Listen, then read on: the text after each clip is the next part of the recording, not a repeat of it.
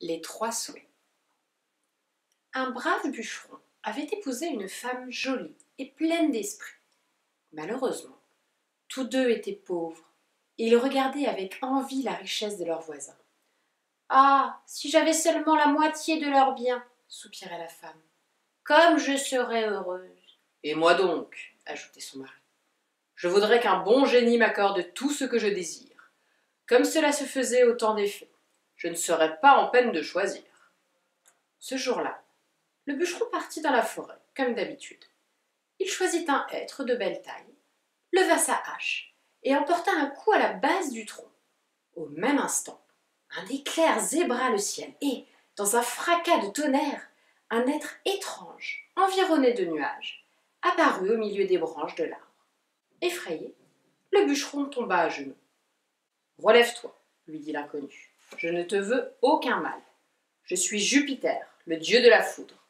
J'ai entendu tes plaintes et je suis venu t'accorder 3 souhaits. Mais prends-y garde. Une fois que tu auras souhaité 3 choses, je ne t'accorderai plus rien. » Sur ces mots, Jupiter disparut. Le bûcheron rentra chez lui en courant et conta le tout à sa femme. « Réfléchissons bien, lui dit celle-ci. Pour moi, il y a tant de choses que je souhaiterais qu'il me faudrait bien une 12aine de souhaits pour me satisfaire, et je ne sais par lequel commencer. »« Je vais souhaiter la richesse, dit le bûcheron. Nous aurons ainsi tout ce que nous voudrons. »« Garde-t'en bien, répondit sa femme. Que nous servirait la richesse si nous devions être malades ou mourir bientôt?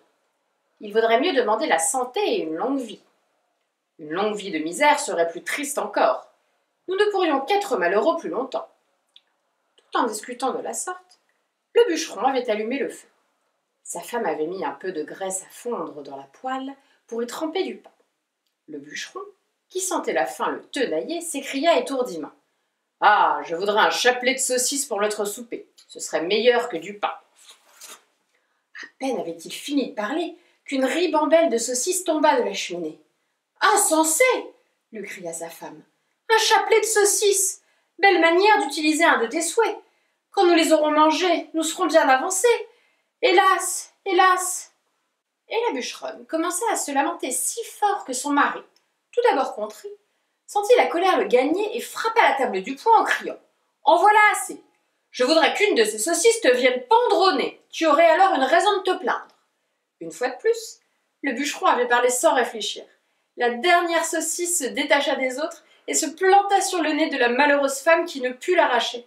« Que vais-je devenir ?» sanglota-t-elle. « Par ta méchanceté, me voilà maintenant défigurée. »« Ma pauvre femme, dit le bûcheron, je te jure que je ne te voulais pas de mal. J'ai seulement parlé sous l'effet de la colère. Mais il me reste encore un souhait. Je vais demander la richesse et je t'offrirai un étui en or pour cacher cette maudite saucisse. »« N'en fais rien, répondit vivement la bûcheronne. Je ne pourrais pas vivre avec cet affreux ornement sur le visage. Je préfère mourir tout de suite. » Et elle courut à la fenêtre pour s'y précipiter. « Arrête !» cria le bûcheron, qui aimait bien sa femme et se repentait de son étourderie. « Arrête! Je souhaite que cette saucisse tombe à terre. » Aussitôt, la saucisse tomba à terre. « Ma foi, dit la bûcheronne, nous nous retrouverons pauvres comme avant, mais au moins ne sommes-nous pas plus malheureux. La richesse ne nous aurait peut-être pas apporté le bonheur. Le bon génie a sans doute voulu nous donner une leçon. Crois-moi, mon ami, ne souhaitons plus rien, et mangeons les bonnes saucisses qui nous sont venues du ciel. » Le bûcheron embrassa sa femme, et tous deux soupèrent en bavardant gaiement, sans plus songer à ce qu'ils avaient eu envie de souhaiter.